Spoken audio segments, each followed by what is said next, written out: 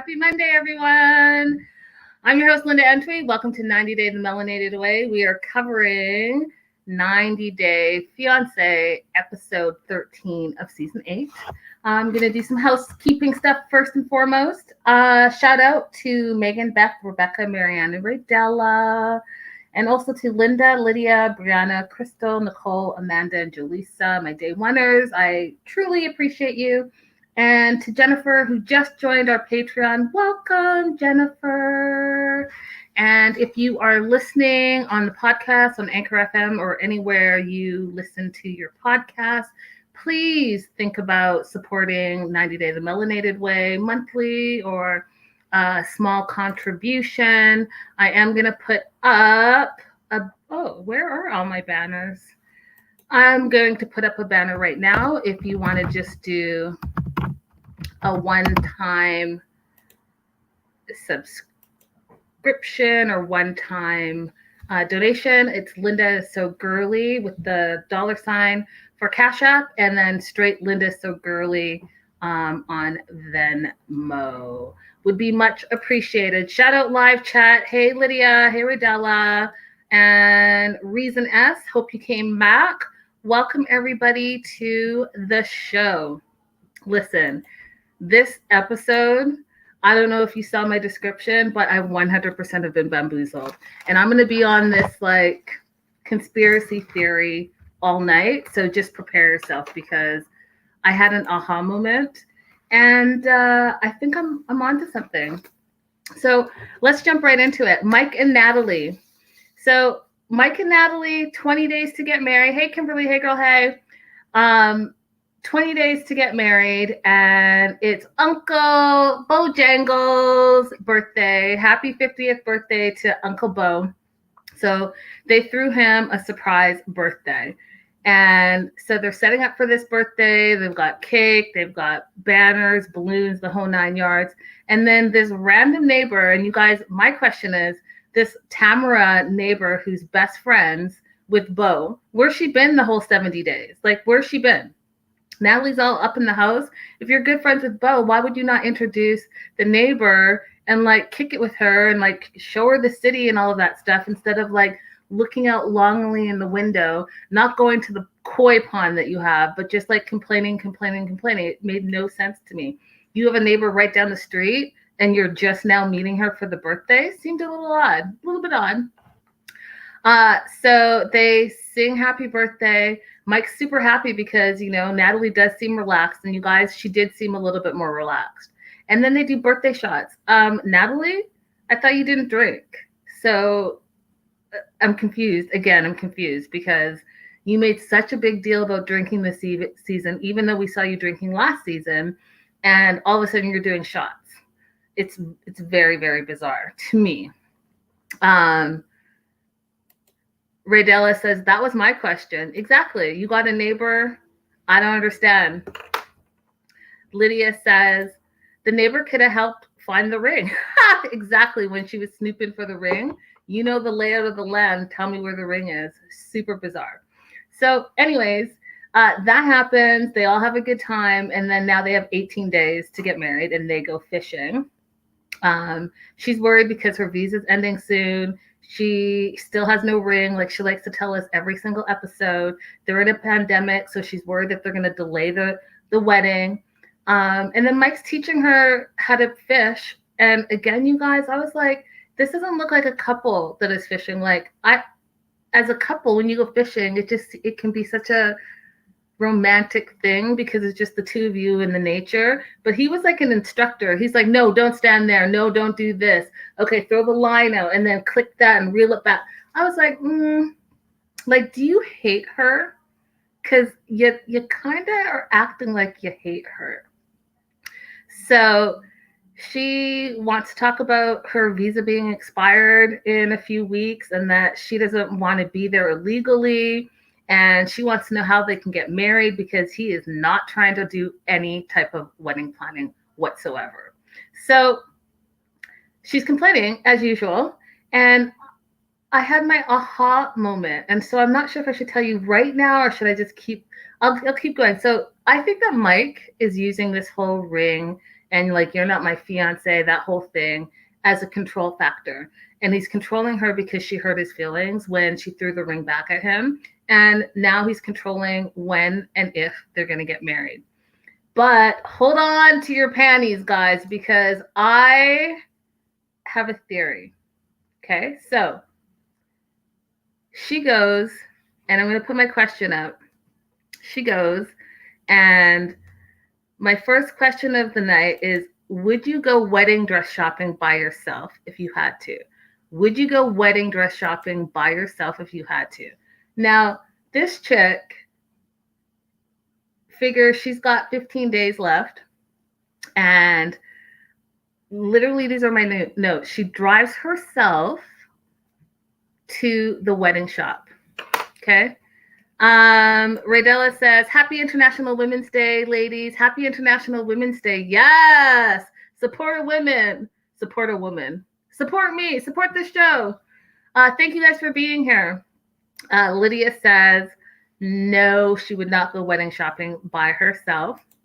Okay, so here's the thing. And Lori says, probably not by myself.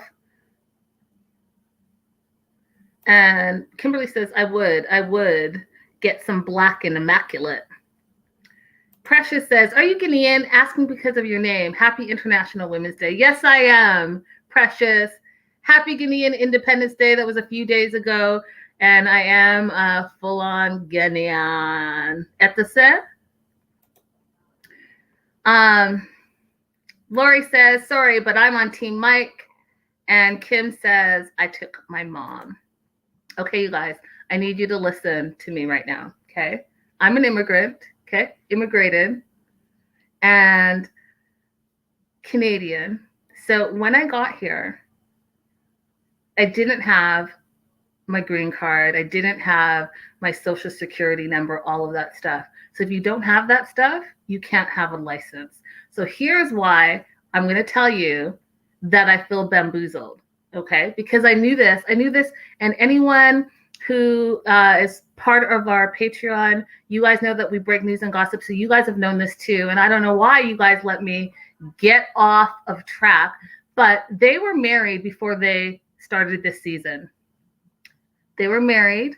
That is my conspiracy theory, before they started this season, because there's no way that Natalie, who has not been there and gotten married yet, to get her social security number and to get her green card, could then go and get her license. It's impossible. I'm telling you from personal experience. That is not how immigration works. So my theory is, why is my screen so weird? So my theory is that they got married early on in the year before they filmed this season. And that is why she was able to drive herself to go and get or look at wedding dresses. Oh, I froze. Let's hope this doesn't do this again. Seems like Mondays it freezes a lot. It's bizarre. So that's my theory, and I'm sticking to it, and that's why I feel completely 100% bamboozled. So all the drama that we see happening, I think it's fake news.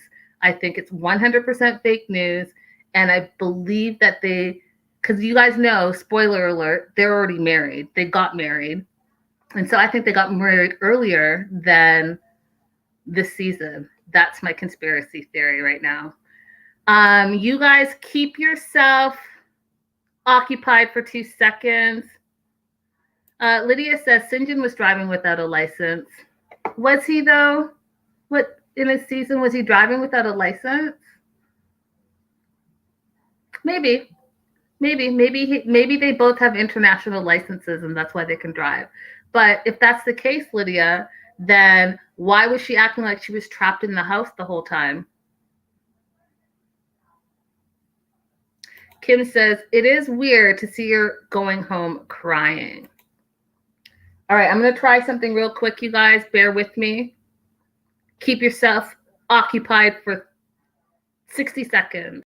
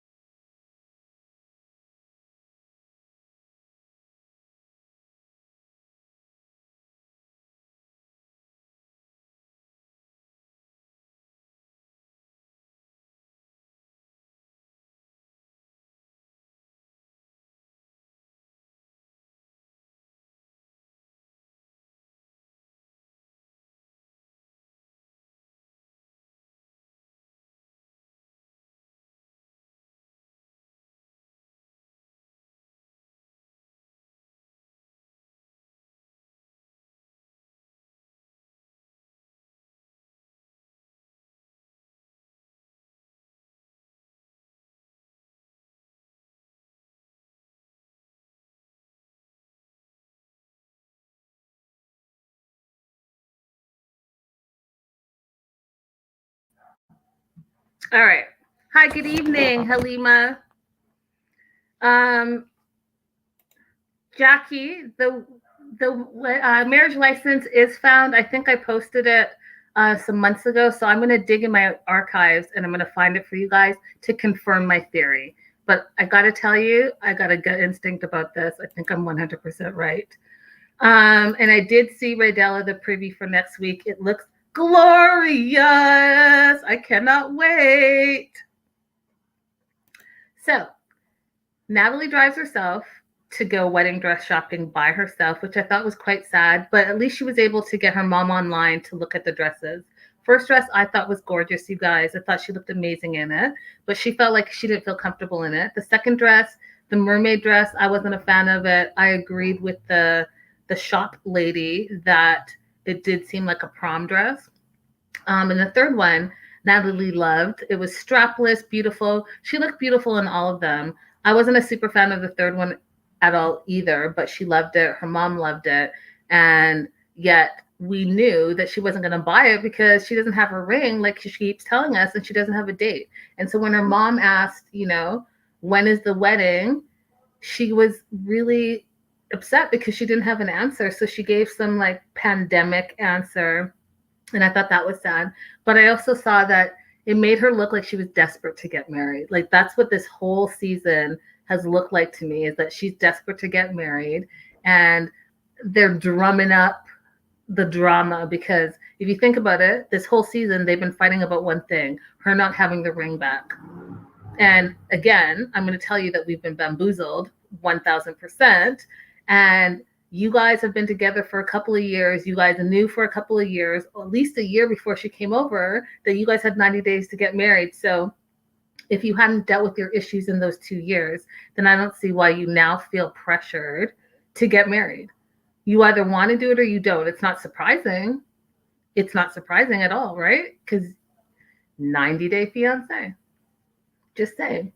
So she comes back and Mike sits down with her and Mike gives her the ring back, you guys. I was not shocked because I had my epiphany moment, but it was kind of shocking because you would think that he was going to say something else because things were like, they were okay, but they've only been okay for the last week. But no, Natalie's got to wreck a beautiful moment. I was like, just say yes. Why can't this bitch just say yes? Just say yes, I take the ring back, and you guys go and do the do, be happy, and be in your wedding bliss. But no, she was like, so are we going to start from scratch? Do you forgive me for keeping la la la? And he was like, you know what? You can't even give us this moment. Like, you're constantly complaining about something. But again, you guys, I think it was for us. I think the drama is for us. I think that they were already married. And that's why as soon as he gave the ring back, did you see how Mike was like relaxed? He didn't have to act like he was so mad and so uninterested, because he's uninterested because it's fake. It's fake news. That is my story. I'm sticking to it. If you guys have a different theory, definitely let me know in the comments. Let me know in the live chat. You guys make sure that if you're wherever you're watching, you're thumbs upping, subscribing, and thumbs upping. It really does do help me a lot. And I will put my banner up again for those of you that feel that you want to support this 90-day page. Just because your support helps me keep creating. And Lori says, I kind of disagree. Well, what do you disagree about, Lori? Let me know in the comments why you disagree. Hey, Amanda. Hey, girl. Hey. So that's them. Next week should be very, very, very, very, very interesting, you guys. Let's move on to Brandon and Julia. You guys, I'm so sick of Brandon.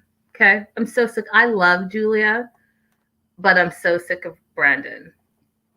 And so leads me to my question. And here's my question. Is Brandon just a manipulator? Is Brandon just a manipulator? And why I say this, because they go to the church. He's super interested. He doesn't answer any of the questions. Julia's so excited because her dream is to get married in a church because in her culture, you get married in a church and you'll be married forever.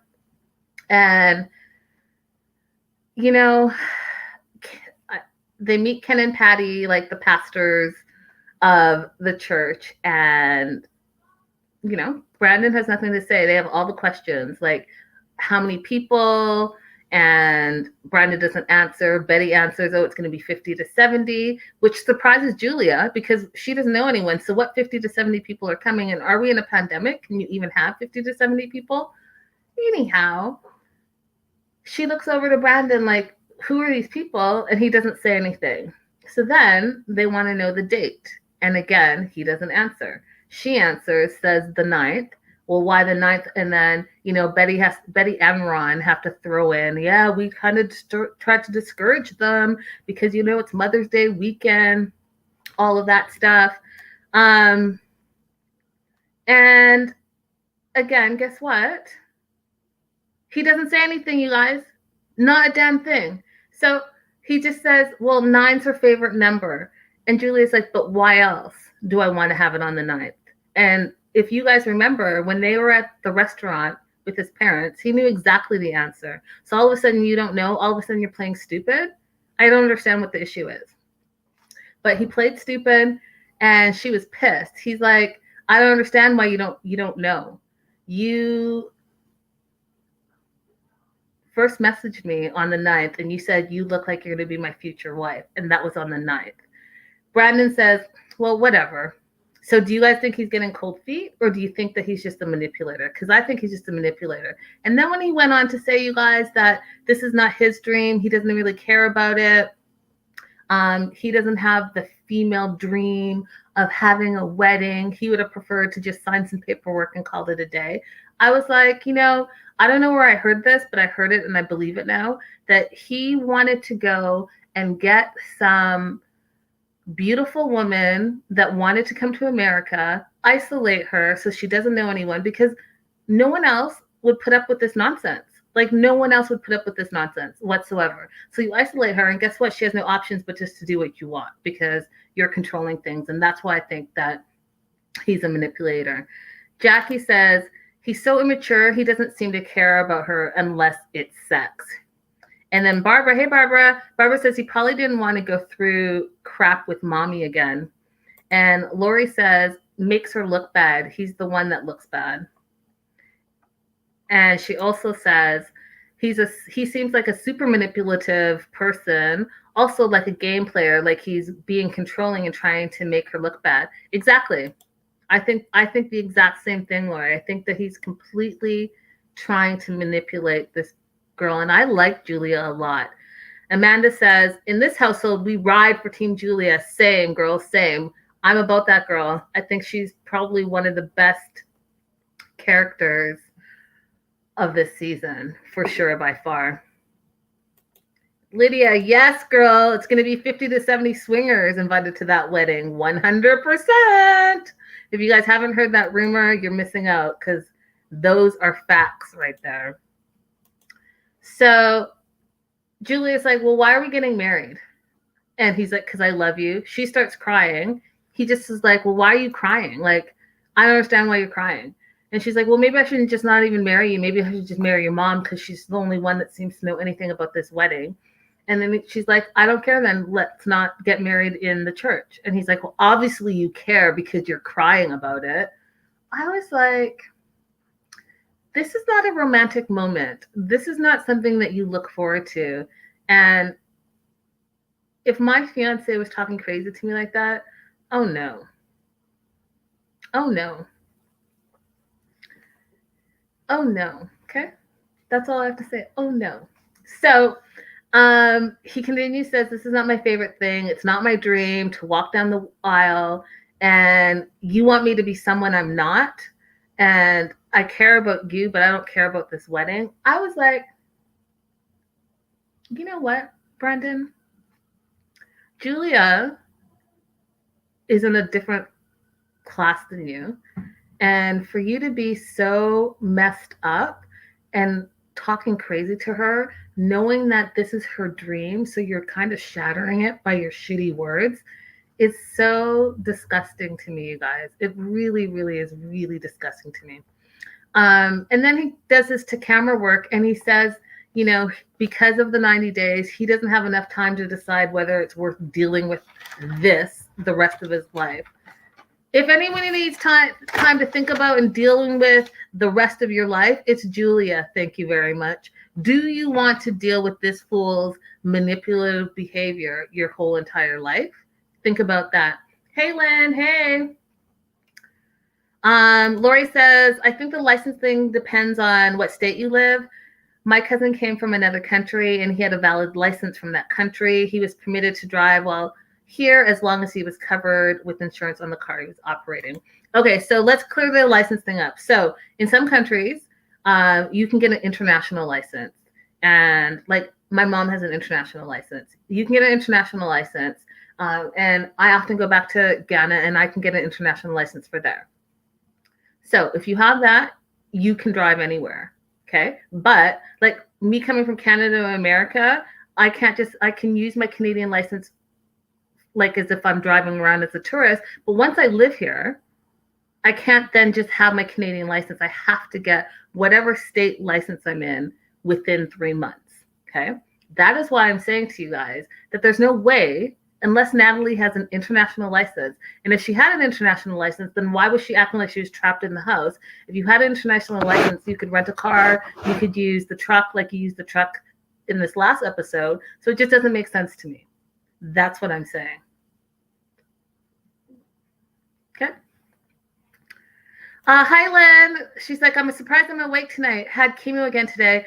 The Benadryl normally puts me to sleep. Hey, Lynn, you know, let's all just really, I'm going to take a minute.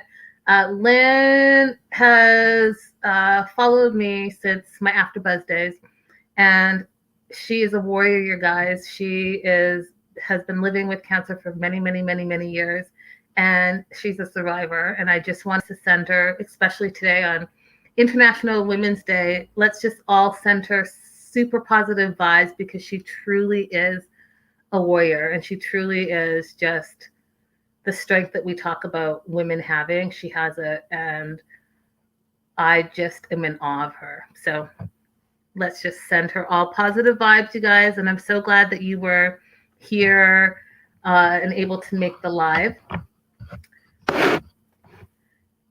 So those are my feelings on Brian and Julia. Let's move on to Jovi and Yara, and I will pull up my question. So my question, you guys, think about it. Let me know in the live chat. Should Jovi have stayed home with Yara? So they're in a good place. Okay. Her relationship, she feels, is doing better. Jovi is actually putting an effort in, and she's just kind of feeling better about everything. She's feeling better about her relationship. She's feeling better about living in New Orleans. She's actually having a good time. And what I thought was funny, you guys, when Jovi's like, I just need to keep her in a good mood till we get married. And literally they're getting married, the next day or like in a couple of days. And so I was like, warning, warning, warning. That as soon as he said that, I was like, something's going to go wrong and he's not going to make her happy. Don't know what it was going to be, but I knew it was going to be something. So I really liked Yara in this episode. I really thought she was accommodating, and I thought that she was thoughtful. So she goes wedding dress shopping with Jovi's mom, Gwen. And, you know, Gwen is all butthurt because she really wants to see Jovi get married. She wants to go to Vegas, but she's not invited. So she's really upset. And so they go into this shop. And okay, so the one thing that I want to talk about is this jacket thing. You notice how she always has this jacket on, or a jacket on, but she never puts her arm through the jacket. It's very like Jackie O. I find it like, it's her look. I just find it fascinating because that would drive me crazy because I would always think it's like going to fall off my shoulders or something, but that's her total thing. But what I also do love about Yara, because I often am told that I'm very direct, she's very direct. So she goes in, she knows exactly what kind of dress she wants. The shopkeeper showing her like, this dress is beautiful, and she likes one. The shopkeeper says, this dress is beautiful. She's like, no, I don't like it. I was like, most people would be like, oh, it's okay. It's not really like my style. But she's like, no, I don't like it. Like, what else you got? Let's keep this. And I respect her for that. I was like, okay, go ahead, Yara. So she tries some dresses on, and Gwen just wants to know how she can come to the wedding. Like, she wants to be at the wedding. And so when she comes out, hey, Crystal. So when she comes out, Gwen gets all teary-eyed, and she looks sad, and Yara's like, why do you look sad? And she gets emotional. Gwen gets emotional, and she's like, well, I'm not sad. I'm just happy that someone's marrying my son, and I want to be a part of it. And then Yara's like, well, it's not about you. And it's not about like me not wanting you to be there. And then we find out that Yara really is enjoying Gwen and realizing how nice Gwen has been to her, and she wants her to be there. So she's like, if you really want to come, then I want you to be there. And I thought that was really special. You saw how happy Gwen became, and you know what? It was no skin off of Yara's back. Like, okay, his parents are there. That's their son. It's not a big deal. So I'm so glad that they were able to have that moment, because I do think that moment bonded them. And I do think that in getting to know each other, you guys, and this is why it's important to not judge a book by its cover. And since I'm on that topic, because I just watched the Meghan, Oprah, Harry interview yesterday, I'm still emotional about it. I'm still pissed off about it. But I'll say this, okay? You can't, like, we're in 2021. You can't just judge a book by its cover. You can't judge someone by the color of their skin or where they're from. And Gwen was judging Yara being from Ukraine and saying that she was this type of person. And because she had those preconceived notions, she wasn't being open. And so that's why it took longer for them to bond.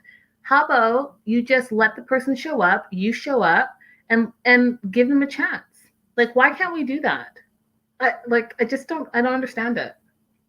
I really don't understand it. And it's disappointing to me that we can't make strides in life and learn from history because we have all these preconceived notions of what people are and who they are and how they act. Like, let's just stop that. Okay? Can we stop that? Can we all, who are watching right now, just cut it out and just love on one another? We've already been through a crazy hard year. Let's just make the rest of our years better. All right. Thank you for coming to my TED Talk. Back to Yara. So they have a really great time. She picks a beautiful dress. I thought that long sleeve dress backless was gorgeous and perfect for her Vegas wedding. And then we fast forward. They have about, like, it's going to be the night before they are going to go to Vegas, and we see them walking out of urgent care because Yara fell, and so they were worried about the baby. Baby's fine, you guys. Everything's fine. She's just not feeling well. And happened to be Lydia says, Natalie and Michael's marriage license was issued 3/17/2020. Okay, so that was last year in March. And I'm going to tell you that this is why my theory is still in effect. So March 17th, you guys, we were just getting into the pandemic. And I think that they filmed it pre-pandemic. And that's why we don't see, like the rest of the cast members, a bunch of mask wearing. We don't see them do that. We don't see, if you guys go back and just watch Natalie and Mike, where in the season have you seen them wear a mask? Where? They mention the pandemic, but even when they go out to eat, you don't see masks. When Mom Dukes came, you didn't see masks. So that's why I'm trying to tell you, my gut is telling me that they filmed this before the pandemic and they got married pre-pandemic, and then they just continued on. You feel me? But thank you. Thank you, Lydia, for the 411. So Lori says, after marrying Jovi and putting up with his antics, she may appreciate him working away from home for 30 days. Just saying.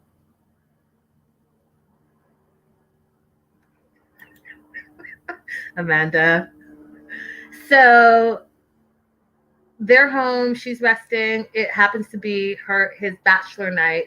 his friends call, like, dude, where you at? Like, you coming? He's like, oh, I don't know. Yara fell. Give me 10 minutes. Let me talk to her, which I kind of didn't like because then you're making it seem like if Yara doesn't allow me, then I can't go. How about I'm not sure. I'm going to work some things out, see how my fiance is feeling. And if she's feeling okay, then I'll come out. Don't make it like, oh, I got to talk to Yara. But if Yara says no, then it's her fault. Like, stop throwing the woman under the bus. It's unnecessary as far as I am concerned. So here again, you see Yara be open and just kind of be cool in the sense that she's like, well, what are you thinking? And he's like, well, it is my, bachelor's party and, my last night out. And she's like, well, I want you to go, but just don't be out all night and don't drink all night and don't get drunk. First, she says, like, you can go for an hour. Then it was an hour and a half. Then it was 2 hours and there's 2.5 hours. Her whole point was, like, don't stay out all night and don't get shit-faced drunk because you haven't packed yet. We're getting married tomorrow and you have shit to do, right? So I was like, see, that's kind of really cool of her, right? Because, yeah, she doesn't care if he goes and has some drinks with his friends. She just wants, like she said, for him to have fun, but to take it easy, to be responsible, and to think of her and her baby. That totally seems acceptable to me. But what happens, you guys? Because it's Jovi. Amanda says, I'm calling fraud on this. Does anyone else think they were doing it for the drama? I don't see her being cool with it. And him not packing the day before they leave is a classic husband Amanda move. Yeah, I mean, I don't pack till the last minute either, so I can't even fault him on that. But what I will say is that I'm not surprised that he went out with his friends. So he goes out with his friend, Klein and Kaz. And, Kaz is the single friend and Klein is the married friend. And they go to have some drinks. Hand grenade, which I've never heard of. I still haven't looked it up. I was going to look it up. Big green icy drink. Grenade name sounds like it's lethal. And then he ordered 3 on the rocks. And I didn't know what that was. But then I figured out, I think it was like 3 shots on ice. But Jovi's like a professional drink orderer. Like, he just, you know what I mean? I don't know. I just feel like he's a professional. He was like ordering those drinks. And I was trying to count and keep track of the number of drinks because, Yara wanted to have 1 or 2. But he was like already 2 deep in and he had just gotten there. So,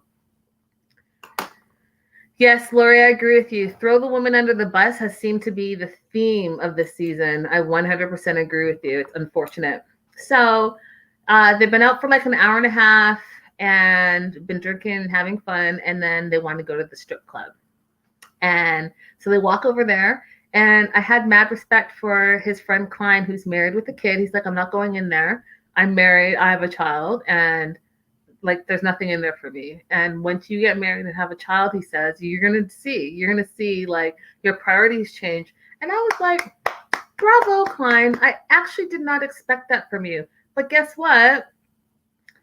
This Kaz guy, he's single and he's going to get Jovi in a whole lot of mess because he gives no rat's ass. He doesn't want to be the only left single one in their group of friends. I'm just speculating. But, sometimes people are like that. They want to have their ride or dies so that they can still have their fun. Crystal says, a hand grenade is a classic Bourbon Street specialty. You can't have too many. Well, we know Jovi had at least 2 and some shots, and he was still drinking by the time he got to the strip club. So, Barbara says, I thought what she said was really fantastic. He was still lucky that he was going to go. And then he had to roll his head like a little 5-year-old that he is because he wanted more time. Yes, he is really mature. I've been saying the Cheers theme here all day. Where's everybody know Jovi's name? Yeah, that's funny. Because what we find out, you guys, and I have so many feelings about it, you guys. So Jovi gets there and we find out that he used to go to the strip bar 6 to 7 nights a week. That's every day almost. Every day. You go to the strip club every single day. I don't think I've ever known anyone that goes to the strip club like once, not even once a month, every day. It's fascinating. No wonder you are sleeping with strippers and they're peeing in your bed. You go there every day. Anyhow, and there's nothing wrong with strip clubs. Let me tell you. I have gone to many a day and I still have fun at strip clubs because they're super entertaining, but you don't see me there every single day. So we find out that he goes every single day, or used to go every single day, and that was his spot.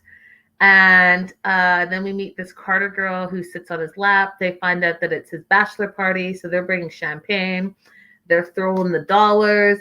And then his friend Kaz wants to buy him a private room situation, whether it's going to be a private lap dance, whatever. He's going to the champagne room, y'all, and it's upstairs and it's away. And he's already sitting on Carter's lap. So, and Jovi's suspect. So I don't know if that was even a good idea for Jovi, but I mean, I get that it's your bachelor party, and anytime I think of like bachelor party, I think of Michael and Angela, and Michael couldn't even look over at a stripper before he got in trouble. So I cannot imagine what's going to happen with Jovi.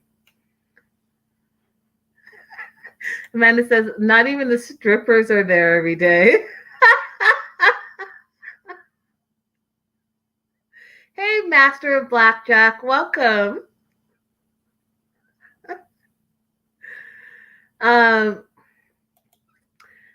That place looked empty. Well, it was empty, but this is why I think that they were actually in a pandemic, right? Because you didn't see like so many people. Although when they went to the parade, there was a lot of people. I was surprised by that. So I don't know,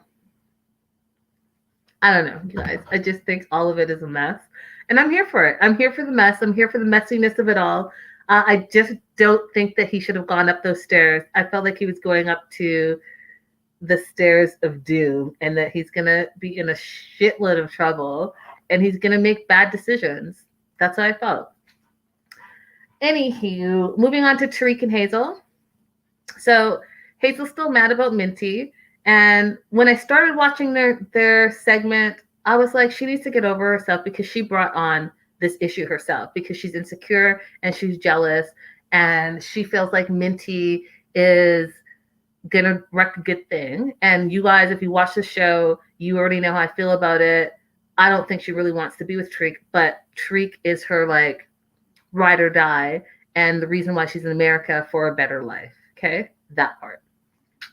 So she wants to sit down and talk to Tarik, and I was like, okay, this chick right here is being super dramatic. She was like, Minty was trying to steal Tarik. She's worried that Tarik still has feelings for Minty and still wants to be with Minty. Those are correct feelings, okay? Hazel, you're correct by that. You're incorrect that Minty is trying to steal Tarik.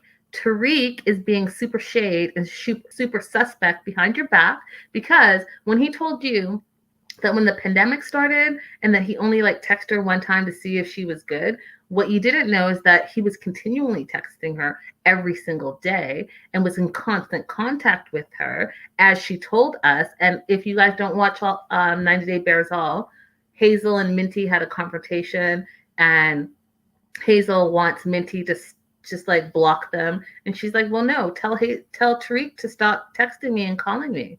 Go tell your man that. Which I absolutely agree because you guys, guess what? Okay, I'm jumping ahead. So Tarik tries to flip it. Okay, he tries to flip it and says that, you need to trust me. I think that it's just all about trust. And she was like, no, y'all are being disrespectful and I feel played. And go with your gut, Hazel, because you are kind of being played. Because now that I see the whole big picture, Tarik is the one that wants to have his cake and eat it too. He wants a wife and a girlfriend, and he wants the girlfriend that he wants, which is Minty, period. That's why, like I told you guys a couple of weeks ago or last week, that's why when they went on the dating website, all of them were not okay. And they were all fake and catfish, all of that stuff. No, because he had the plan that he wants Minty because he still has feelings for Minty. But, he's not stuck, but he chose Hazel and he's put in all this money and time into Hazel. So he's trying to see how he can swing, his lover and his wife in one relationship. And he's trying to flip it and make it seem like Hazel's acting crazy. Okay. So he then tells Hazel that she needs to trust him all the way because there's no way that a relationship's going to work out if they don't trust each other. Now, you guys, let me just woo stuff for a moment. So she doesn't believe him, as she shouldn't. Again, go with your gut instinct, Hazel, because he goes tuxedo shopping with his friend Jake.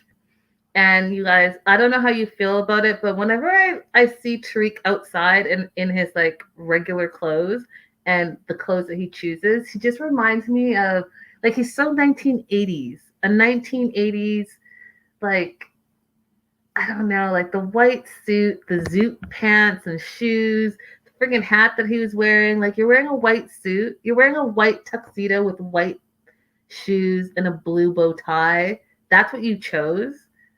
I just think he's stuck in the 80s. His hot sauce song is the 80s song with auto-tune, and like just his whole vibe is like, you know how some people peak at a certain year or a certain decade? Like, I think he peaked in the 80s, and because that was like his best decade, he stayed there, if that makes sense. So anyways, he's talking to his friend Jake, and he tells Jake that, he was still in contact with Minty. And Jake is like, oh my God, like, what are you doing, dude? Like, why would you even do that? If my wife contacted her ex, she would not be my wife. You should just delete her phone number. And you know what, you guys? Did you notice that he wasn't going to delete it? He didn't delete it. He didn't want to delete it because he wants Minty, period. Aw, thanks, Lynn. Hey, guys and gals, don't forget to give Linda a thumbs up. Yes, especially today on International Women's Day. Thumbs up everywhere would be appreciated, wherever you're watching. Support the cause. Lori says, I love every season of 90 Day. It makes me realize how lucky I am being single and have a dog for a loyal companion. Aw, Lori. So, I don't know about his outfit, you guys. I wasn't feeling it whatsoever. Like, not at all. And my question for you guys is, do you think Tarik is still talking to Minty? Do you think Tarik is still talking to Minty? I'll answer first. Hell yes. He's 100% still talking to her, period. I don't trust this fool. I don't trust what he's saying. He wants, like, all of it. Cake, the icing, all of it. Hey, Stevie, you're new. Everyone say hi to Stevie. Tarik and his brother are stuck in the 80s. 100% facts, Stevie Trues. 100% facts. And then to answer, do you think Tarik is still talking to Minty? Stevie says yes. Hey, Black Shelly. Black Shelly says heck yes. And Raydella says yes, and probably someone else too. Those are the facts. So they get to the checkout, and I loved how super direct the sales rep was. Tarik wants to know, like, when is my tux going to be ready? And he said, like, the 4th for the 7th or the 7th or whatever. Their marriage is on June 7th. The tux is going to be ready on the 4th. Tarik's like, oh, that's really, short notice. And the sales rep looks him dead in the eye and says, yeah, because you did it last minute. And then blink, blink, blink, blink. I cracked up, you guys. I literally had to rewind it because those are the facts. You know how people come in? I don't know if any of you guys have been in the service industry ever, but people come in and they have all these crazy demands. And then they're looking at you to fulfill those demands, not appreciating the fact that what is your part in this? Like, okay, you're in a rush, but you just got here and you're ordering a steak well done and you need it done in 3 minutes. Like, get out of here. Anyhow, I just thought it was funny and I had to rewind it. Reminded me of my service days.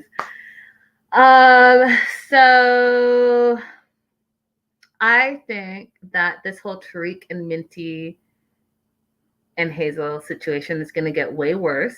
I think it's going to get way messy. And I think that Tarik is not being honest in what he really wants. And I've said this before, and I'll say it again, you guys, and I'll continue to say it. The only way that this relationship is going to work is if Tarik and Minty are boyfriend and girlfriend. Tarik and Hazel can still get married, but then Hazel gets the brown girl that she wants, and they can just be in a foursome. And Tarik and Hazel can live in matrimony bliss in the house, and then they can both have their side pieces because that is what they want. That's the only way it's going to work. It's the only way. And the more that we see, and if you guys looked ahead and you saw the preview, there's another girl besides Minty that Tarik is being super stereotypical and is talking to.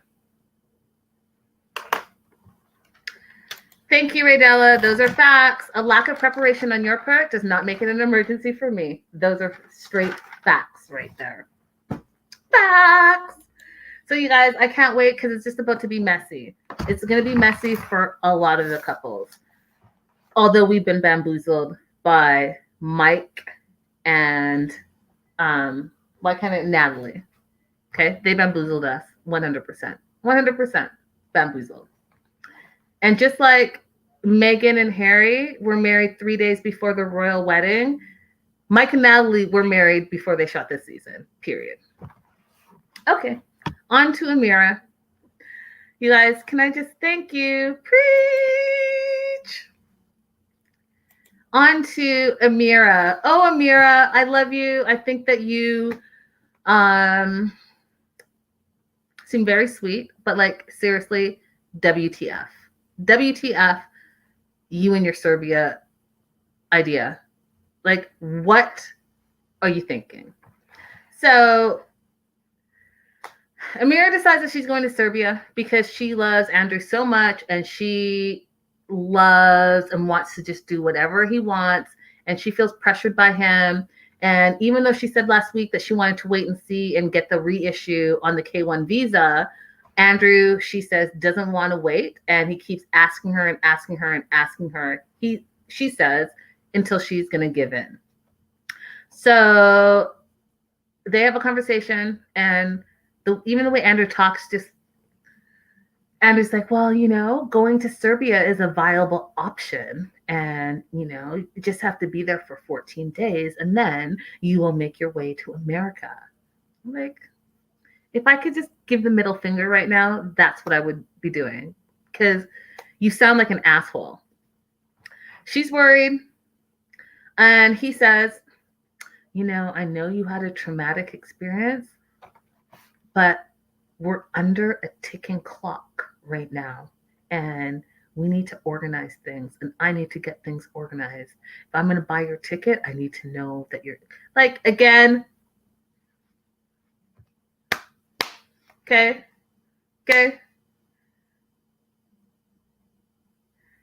My Hispanics would say, this effing puta. That's how I feel about Andrew. So she says yes. And I couldn't believe it. She says yes because she doesn't want to lose him. And she's on her way to Serbia. And so I thought, what about your dad? Because your dad said that he's not going to talk to you if you go and do the stupid plan because we don't care about Andrew, period, is what the dad said. And your friend said, don't do it. Why do it? And we all say as fans, we seen this fool not pick up a feather to come help you. Okay. Instead, extended his stay in Mexico to make it a vacation and go and eat steaks and drink beer and go on boat cruises and walking tours while you're stuck in a detention center. Okay. Didn't even take a plane. And if you guys watch my news and gossip, you guys know that the producers even said, and it leaked, that they asked him to go to Mexico City and he said no. So now your fiance has a good idea that you should go to Serbia by yourself, quarantine for 2 weeks, see how it goes, and if it works out, well, I'll see you in 2 weeks.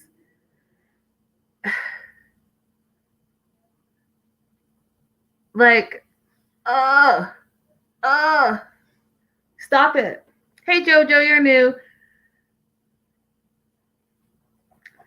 So we see her pack it up and she's off to Serbia. Now, here's what I find is interesting, you guys, and this is what I think is actually driving Amira's passion, is that she talked about wanting to be in the US with Andrew, and she wanted to either live in San Diego or Las Vegas because of all the makeup. And as you know, like she's like she wants to be in a makeup artist or in TV, whatever. She wants to be in the industry in some shape, way, or form. And in order to do that, she wants to be in America to, live her dream.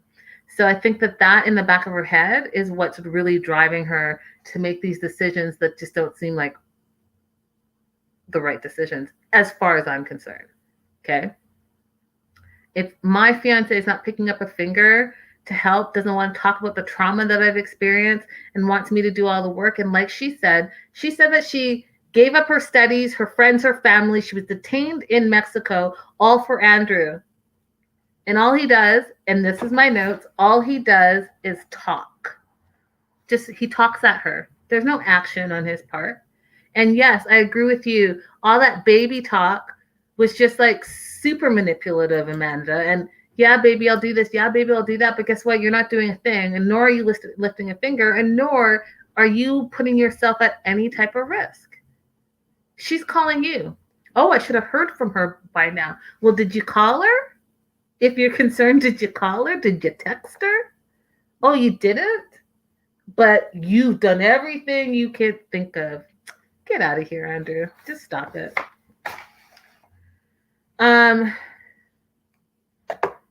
What's happening here? Andrew and his mother are throwing her all the way under the bus. Mom has gone on Instagram interviews. Yeah, I've heard that Andrew's mom has done 2 interviews so far. And if you watched the news and gossip last week, we talked about the whole like racial slurs that Amira felt that she was throwing her way. And so the mom went on a couple of blogging sites to tell her side. Master of Blackjack says, I want to leave LA and move to her quaint little town in the French countryside. Yeah, and did you see the background, you guys? It looked gorgeous. And from what I hear, this Roseville is not as gorgeous. But what do I know? Never been there. On to Rebecca and Zied. Rebecca and Zied. Again, I'm confused by them, but again, I think that, we already know their ending, so I think this is all for the cameras, personally. But Zied had quite the outfit on, you guys. I couldn't get past it, and I had to write all of it down because I just couldn't get past it.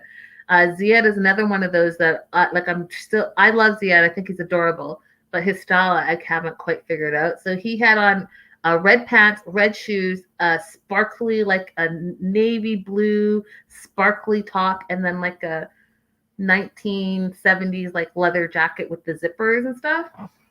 And he was just walking. Like, that's how they opened the scene. I was like, where are you coming from? Like, what's happening? We find out.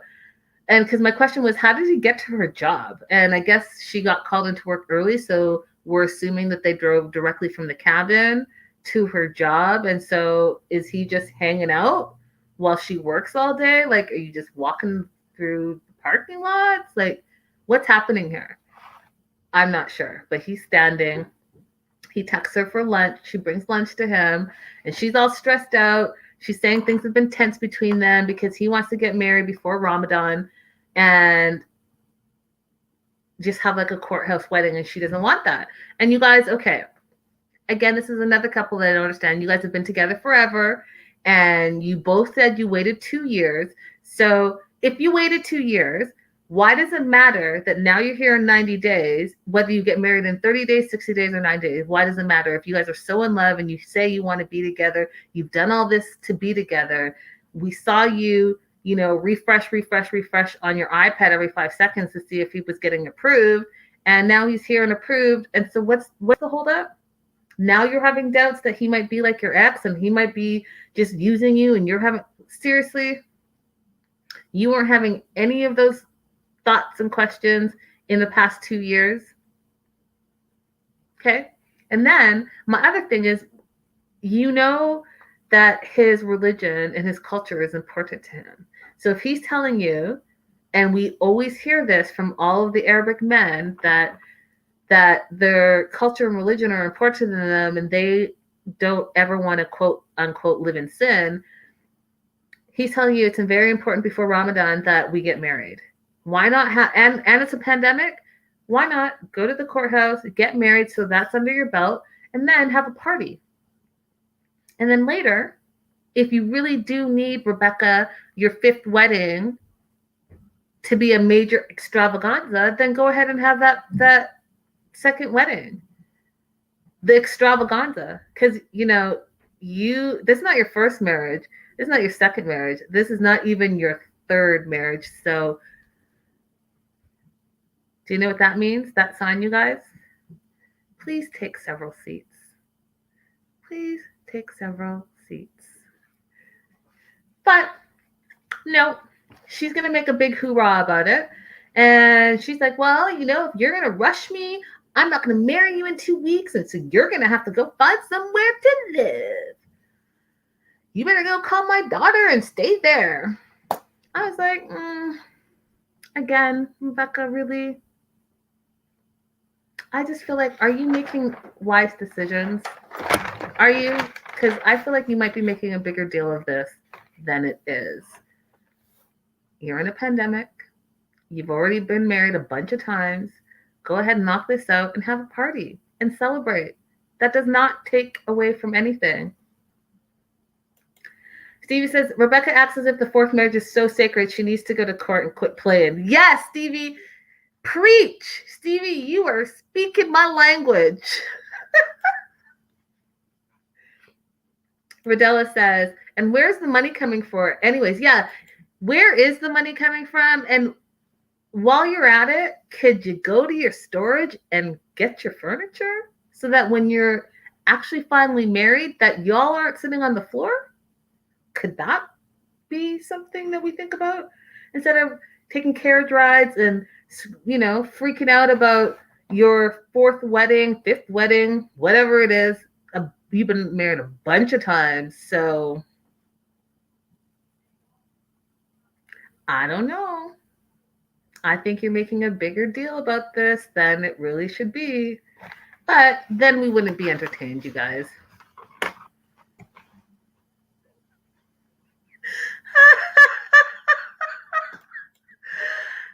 Master of Blackjack says, see if Hannah, the really beautiful blonde that Rebecca felt all the feelings for, see if Hannah has a hookup on a place for Zied to stay. She did have the connection on a flatbed truck. Yeah, just go stay with Hannah for 30 days. See how that works out. And you guys, last but certainly not least is Stephanie. Now, I've swung a few ways with Stephanie. I was super excited in the beginning of the season for her. Then midway through, I was not feeling her. But y'all, she has cranked up her crazy to 100%, and I am here for it. Now, I'm going to side note, y'all need to be following 90 Day Melanated Way all across their socials because it's been lit. There's been parties in the comments. We've had like the Nick Hogans, the Jessies, the Alex, Alexis. Everyone's been in the comments because, there's a lot of stuff going on. But Stephanie recently posted, and I'm going to lead with this. Stephanie recently posted this picture, and her headlights are out, and her caption was, "Does anyone else feel cold?" The internet and Instagram specifically are still talking about it. And if you haven't seen it, you guys need to go and check out the photo. So, anyways, I love it. Yes, Raydella, she is queen hot mess.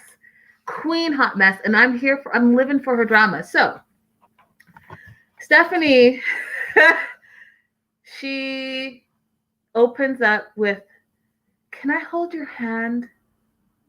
Okay. Is my future with you, Harris?" Stop it, Stephanie. Just stop it. And then she says, "You know what, right? No, Harris. You know what, Harris?" Which she did last week too, you guys, where she was just like, insert black man here, and is mixing up who's who. As long as you're a young black how do I say it? Brazilian from Belizean.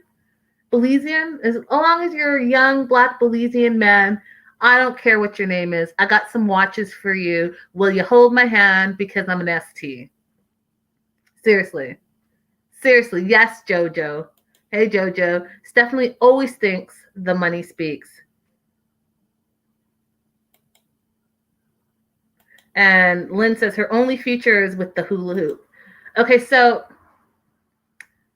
she mixes up Ryan and Harris's name. She wants to hold hands with them.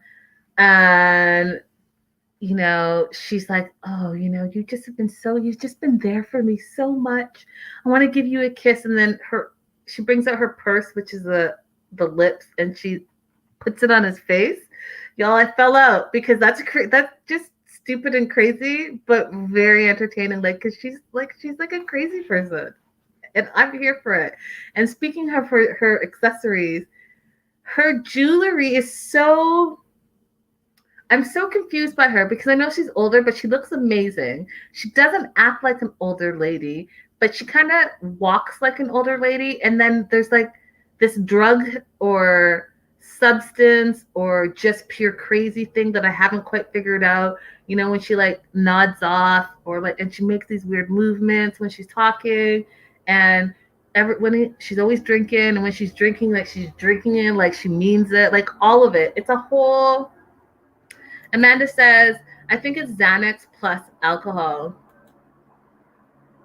And she also says, "We need Dr. Jaleesa." Yeah, I miss Jaleesa. Where have you been, girl? I know you're a doctor, so you're probably doing your rotations, but we need Dr. Jaleesa to comment on why she's so zonked. Yeah, I don't know, you guys, but she brings out the crazy, and I love it. I just really love it because she does a bunch of stuff that I just find fascinating. So anyways, her purse, and then did you guys see those like disco ball earrings that she had on? And like the other purse she had that was a lipstick. Like, she's just doing the most. Stevie says she's on opiates for sure. You hear it in her voice. Ooh, I wish I knew more about that. Is it because her voice crackles? Because I thought that was just because she was older. So opiates make you talk crazy? Tell me more, Stevie. Tell me more. So then, you guys, the other big thing that I just was like blown away by, she's like, she felt always deep down she had something for Harris. Did you really? Or were you just like any dude in Belize is going to do, as long as you find them hot? Did you really? Because you told the world that you spent 7 years with Ryan, and it wasn't until last year when you came on to 90 Day Fiancé that you decided that he was the one that you wanted to marry. And then you guys spent 10 months apart because of the pandemic. And as soon as you get there, you didn't last 2 days. But in your heart, you've always had feelings for Harris. I don't know. I don't know if that's true or if that's just like the crazy coming out. But then, you guys, it gets better than that because we find out a little bit more about Harris, and I'm sticking to my story that Harris needs to have his own separate show, because after he said this, because I'm a creator, so I made a whole backstory for him. But we find out that he has 3 kids. We find out that he has a woman and that he's lived with his woman for 14 years. And how conveniently, as soon as Stephanie called him to come stay at the resort, they were no longer together. Conveniently. So who has your 3 kids? Why, when she called you in the middle of the night, couldn't you come? Because you took a boat and a bus and all of that to get there? No, it's because you have a woman at home. And Stephanie has been supporting the whole Ryan Harris family. And so you're trying to get your cut. So you sat down and said, hey, honey, I have to go to work because it is like a job for you. I have to go to work because my boss wants me to come in. Boss being Stephanie, and you're going to get whatever you can get out of it. You get to stay at the resort, free meals. She's probably going to give you the excess watches that she brought over and the flip-flops and whatever other money. And because, she says she's always had deep down feelings, before you leave, you're probably going to be like, hey, I need some bus fare. I'm an asshole. I need some bus fare. Oh, and by the way, my 3 kids, they're going to need some food. So, what can you do, Stephanie? Because, I did come here and hold your hand like you wanted. So go ahead and write out that check. And you know what I thought about too? So now that Stephanie and Ryan are no longer together, does that mean that he doesn't have a job? Because, he didn't really have a job. She just called her friend that owned the resort to hire him, and she was paying his wages. So does that mean he doesn't have a job anymore? There's a lot to unpack here, you guys. And that's why she's now part of my oh, I'm about this season because it's too much.